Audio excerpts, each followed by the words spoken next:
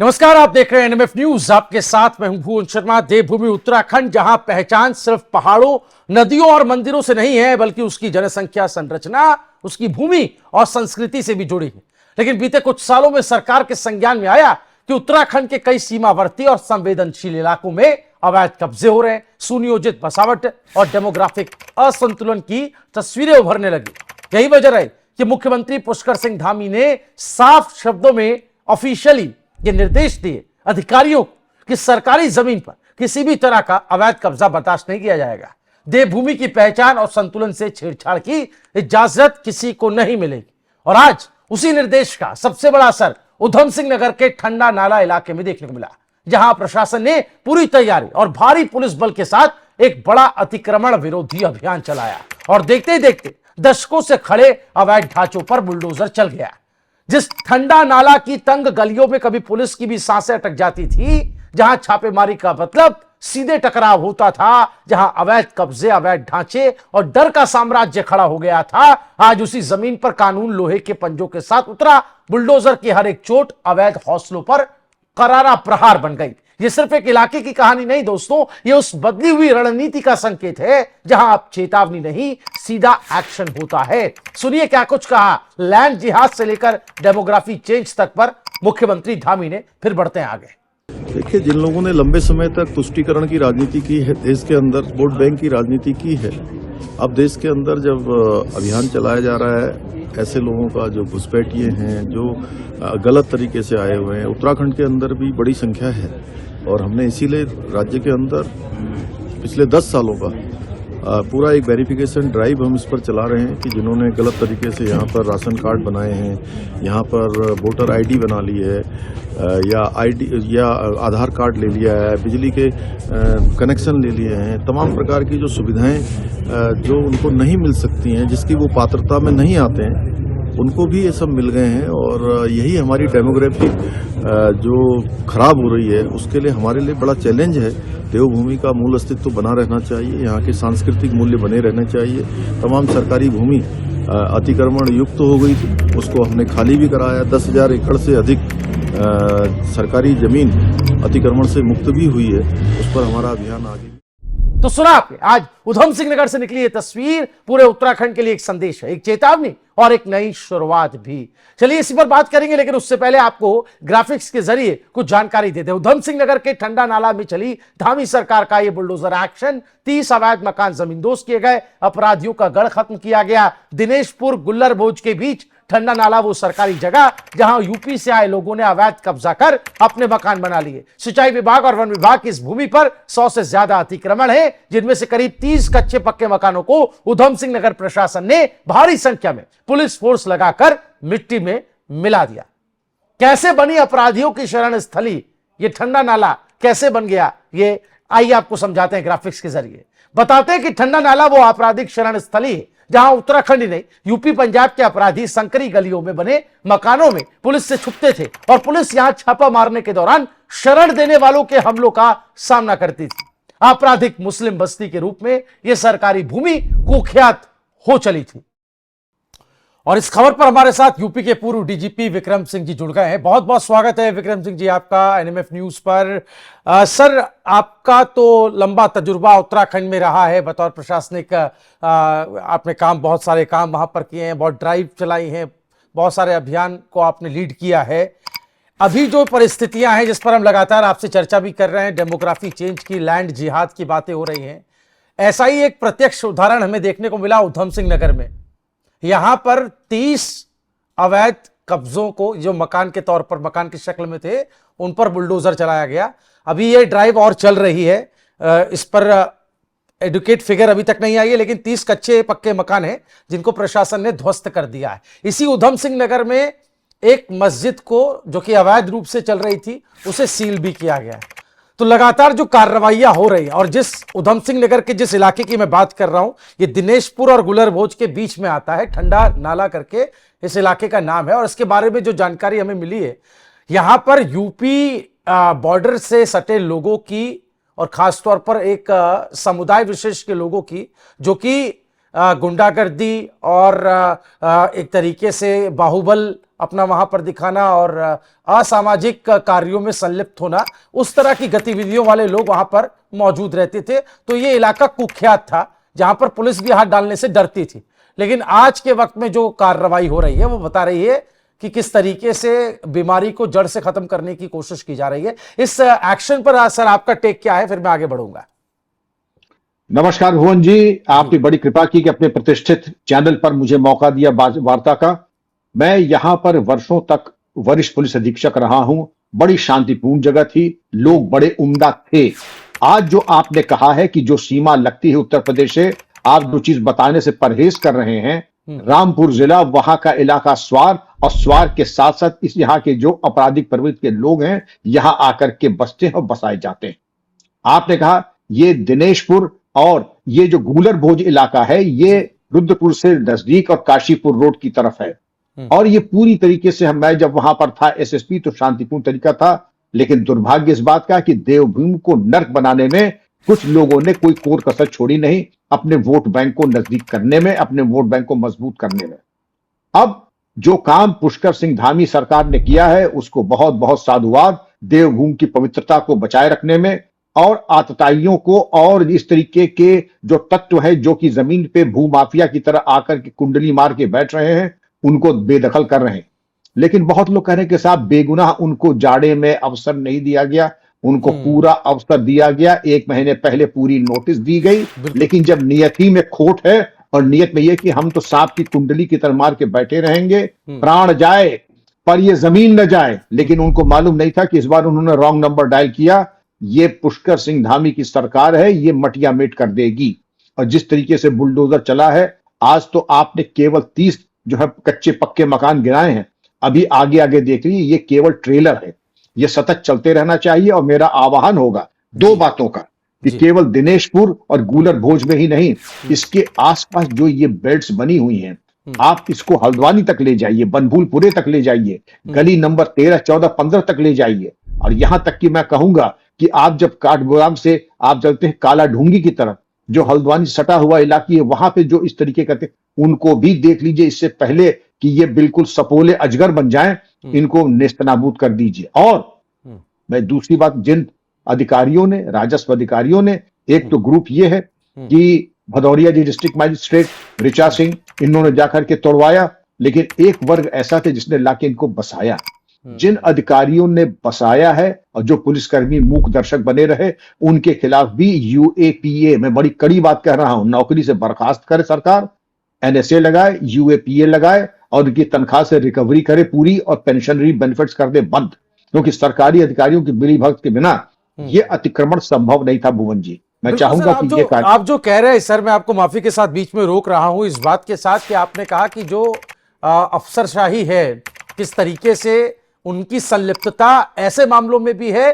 और हमने अभी देखा बनभूलपुरा से भी एक उदाहरण हमारे सामने आया, तहसील में काम करने वाला एक शख्स कैसे जो है फर्जी प्रमाण पत्र लोगों के बना रहा था, यूपी के तराई के लोगों को मूल निवासी बना रहा था उत्तराखंड का। तो ये संलिप्तता गाहे बगाहे सामने आती है। आपने ठीक कहा कि एक ठोस कार्रवाई जो नजीर बने उन अधिकारियों के लिए जो इस तरह की मानसिकता रखते हैं। बहरहाल मैं आपके पास आऊंगा थोड़ा डिटेल में सर, ग्राफिक्स के जरिए अपने दर्शकों को कुछ महत्वपूर्ण बातें इस कार्रवाई से जुड़ी बता देते हैं कि कैसे महिलाओं को इन अतिक्रमणकारियों ने ढाल बनाया। जो खबर आ रही है उसके मुताबिक प्रशासनिक टीम को महिलाओं के हल्के विरोध का सामना करना पड़ा और बावजूद पहले से मुस्तैद प्रशासन ने 3 घंटे के भीतर कार्रवाई को अंजाम देकर अतिक्रमित सरकारी भूखंड को खाली करवाकर संबंधित विभाग की जिम्मेदारी में सुपुर्द कर दिया। जानकारी यह भी कि हरिपुरा जलाशय की ये डाउनस्ट्रीम के सेकेंड बर्म ठंडा इलाला पर पिछले कुछ सालों से जिस समुदाय की मैं बात कर रहा था उसका नाम मुस्लिम कलंदर समुदाय बताया जा रहा है और इन लोगों ने अतिक्रमण कर कच्चे पक्के आवास वहां पर बना लिए थे। जानकारी यह भी है कि सर अतिक्रमणकारियों को 29 नवंबर तक, जैसा कि अभी आपने बताया, अपने अपने कब्जों को हटा लेने का नोटिस भी बाकायदा मिला था और साथ ही मुनादी भी कराई गई थी।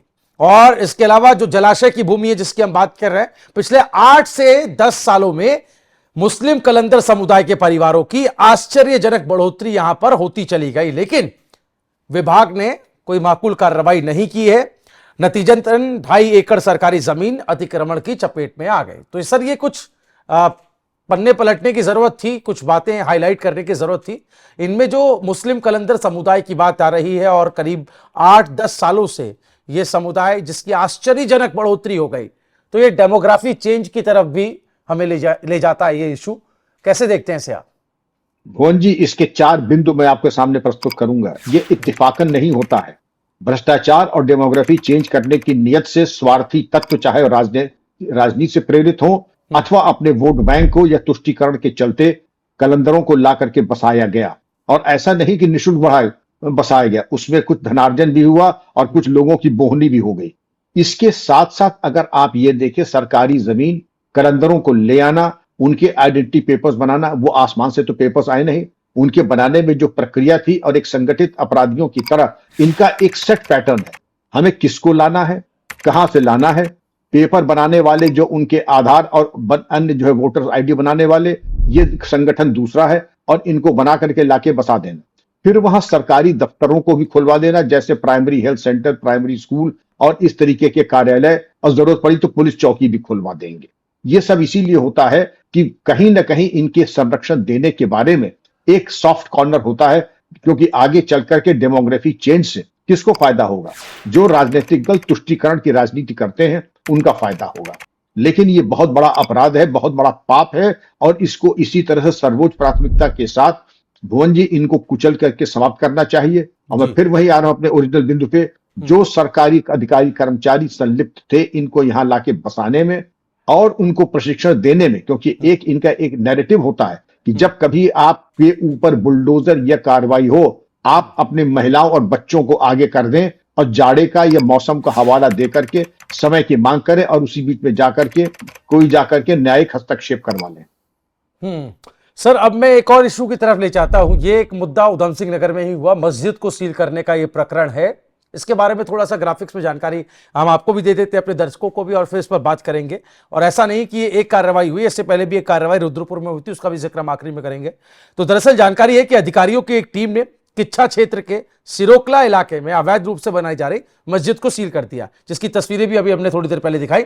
मस्जिद का निर्माण डिस्ट्रिक्ट मजिस्ट्रेट की अनुमति के बिना किया जा रहा था। रिपोर्ट्स के मुताबिक सुप्रीम कोर्ट ने आदेश दिया है कि डिस्ट्रिक्ट मजिस्ट्रेट की इजाजत के बिना कोई भी नया धार्मिक स्थल नहीं बनाया जा सकता। हर राज्य के हाई कोर्ट को इस आदेश को लागू करने का भी निर्देश दिया गया है। प्रशासन द्वारा भूमि दस्तावेज, भवन निर्माण मानचित्र दिखाए जाने के लिए बाकायदा नोटिस जारी किया गया, लेकिन कमेटी के दस्तावेज न दिखाए जाने पर उस मस्जिद को सील कर दिया गया। और इससे पहले भी एक कार्रवाई रुद्रपुर में पहाड़गंज क्षेत्र में हो चुकी है। ऐसे ही एक मस्जिद मदरसे पर सीलिंग की कार्रवाई हुई और उस कार्रवाई के बाद उस मस्जिद का बाकायदा लेंटर भी तोड़ा गया था। तो सर, ये घटनाएं हमारे बीच में हैं, और हम जब इस तरह के स्ट्रक्चर की बात करते हैं, सुप्रीम कोर्ट तक का आदेश है, उसके बावजूद ऐसी हिमाकत, ऐसी जरूरत अगर हो रही है, तो ये कैसे हो रही है? ये मंसूबे क्यों उतने फल फूल रहे हैं? आप थोड़ा इस पर प्रकाश डालें। भुवन जी, ये अल-फलाह यूनिवर्सिटी के छोटे रूप हैं। इनको आप कहते हैं अल-फलाह हाई स्कूल या अल-फलाह प्राइमरी स्कूल। जो पाप की इमारत अल-फलाह यूनिवर्सिटी फरीदाबाद में बनी थी, जहां चरमपंथियों का अड्डा बना था, आपने किच्छा में, सिरोकला में मस्जिद की बात की, आपने रुद्रपुर में बात की। सवाल यह उठता है कि आप अपने घर के आगे 2 कट्टा सीमेंट और 200 ईंट लगवाइए, 4 मोटरसाइकिल के अधिकारी आ जाएंगे, पूछेंगे आपने नक्शा पास कराया है, आपने अनुमति ली है, आपके मालिकाना हक क्या है? आप जबकि भारत के नागरिक हैं और गौरव के साथ कह सकते हैं कि आप भारतीय नागरिकता के साथ साथ आपने सारे लेकिन इनके ऊपर कोई कानून लागू यूं नहीं होता है, क्योंकि रिश्वत दे करके ये अपना उल्लू सीधा करते हैं। और एक भ्रष्ट तंत्र जिसने अल-फलाह यूनिवर्सिटी फरीदाबाद में शुरू की, उसी ने ये किच्छा में और रुद्रपुर में ये मस्जिदें बनवाएं। संतोष का विषय यह है कि अभी ये सील हुई हैं। मेरा परामर्श ये होगा कि सुप्रीम कोर्ट के आदेशों के आलोक में इनको ध्वस्त करना चाहिए, और जिन लोगों ने इसको बनाया बिना डीएम की पूर्व अनुमति के, बिना अनुमति के, जाहिर है इनकी नीयत साफ नहीं थी। इनकी भी नीयत अपराध और अपराधियों वाली थी। जैसे अल-फलाह के बगल में मदरसा क्या था, वो तो एक मोर्चा बना था आरसीसी का, उसकी बात में खैर बाद में करेंगे। लेकिन ये नाजायज की शुरुआत होती है बहुत छोटे से, बाद में बढ़ते बढ़ते वो भस्मासुर हो जाती है। फिर उसको मिटाना आसान नहीं होता है। फिर जो चीज बन रही तभी हम उसको एड्रेस कर दें। तो मैं पुनः सरकार को बधाई देना चाहूंगा कि उन्होंने इसको चिन्हित किया और इसको सील किया। लेकिन मैं चाहूंगा कि इसको जमींदोज करें, इसको डिमोलिश करें, और जिन लोगों ने इसको साथ दिया है इसको बनवाने में, इसके निर्माण में, उनके खिलाफ भी ऐतिहासिक कार्रवाई करें। देखिए विक्रम सिंह जी, आपका चूंकि कोई राजनीतिक बैकग्राउंड तो है नहीं, आप प्रशासनिक अमले से के जुड़े व्यक्ति हैं, तो इसलिए आपकी बात में कोई राजनीतिक पुट हो ऐसा तो हम उम्मीद भी नहीं करते और ऐसा नजर भी नहीं आता है। लेकिन मैं एक थोड़ी सी राजनीतिक बात जाते जाते करना चाहता हूं, क्योंकि इसको कुछ लोग अपनी सहूलियत की राजनीति के हिसाब से भी इस मुद्दे को एड्रेस करते हैं या उठाते हैं जनता के बीच में। जो लोग इसको धार्मिक नजरिए से देखते हैं या लोगों को बरगलाने की कोशिश करते हैं, आप उस पर क्या कहना चाहेंगे? और सीएम धामी के एक स्टेटमेंट का जिक्र करके मैं आपसे जवाब लेना चाहता हूं, जब वो कहते हैं कि देवभूमि की पहचान और संतुलन से छेड़छाड़ की इजाजत किसी को नहीं मिलेगी, तो उसका रेलेवेंस कितना बड़ा है, क्यों जरूरी है ये बात कहना आज के वक्त में? भुवन जी, ये बड़े ही महत्वपूर्ण शब्द हैं और इसका मैं स्वागत करता हूं और जन जन तक ये पहुंचना चाहिए। देवभूमि की पवित्रता अक्षुण्ण है और रहनी चाहिए। बाहरी तत्वों का कोई, यहां हिमाचल में या अन्य कश्मीर में आप जाकर के 2 कमरे बना के दिखा दीजिए भुवन जी। आपने एक जगह तो जाकर के बिल्कुल गैलेक्सी सड़क रखी है कि कोई अन्य वहां जा नहीं सकता है। हमारी देवभूमि के ऊपर मतलब था कि ये जो चाहे वहां जाकर के कुंडली मार करके बैठ जाए, ये बिल्कुल मैं इससे समझता। और आपने जिस चीज को कहा है कि लोग धार्मिक, मैं उसको खुल के कहता हूं, ये देशद्रोही हैं जो इस तरीके की डेमोग्राफी बदलने की कोशिश कर रहे हैं। पुष्कर सिंह धामी सरकार को साधुवाद और बधाई कि उन्होंने वो कार्य किया जो कि पहले हो जाना चाहिए था। लेकिन अब जो हो रहा है, इस महायज्ञ की जब तक पूर्णाहुति नहीं होगी तब तक भुवन जी मैं समझता हूं कोई उत्तराखंडी चैन से नहीं बैठना चाहिए। बाहरी तत्व दिखाई पड़े, उनको उखाड़ के फेंकिए। बिल्कुल सर, और ऐसा हो भी रहा है। अवैध कब्जा, सुनियोजित बसावट और डेमोग्राफी असंतुलन की जो तस्वीरें और खबरें अलग अलग जगहों से आ रही हैं, घटनाएं आ रही हैं, उसको एनएमएफ न्यूज भी प्रमुखता से दिखा रहा है अपनी पत्रकारिता धर्म का पालन करते हुए। और उस पर जो उत्तराखंड की सरकार है उसी मुस्तैदी के साथ, उसी सजगता के साथ कार्रवाई भी कर रही है। बहुत बहुत शुक्रिया विक्रम सिंह जी आपका हमारे साथ जुड़ने के लिए, इस सार्थक चर्चा के लिए। और उम्मीद करते हैं हमारे दर्शकों को ये वीडियो पसंद आया होगा। आप तमाम दर्शकों का इस पर क्या कुछ कहना है, कमेंट करके अपनी राय हमें जरूर बताएं। देश और दुनिया की तमाम बड़ी अहम खबरों के लिए हमारी वेबसाइट newsnmf.com पर जरूर विजिट करें। नमस्कार।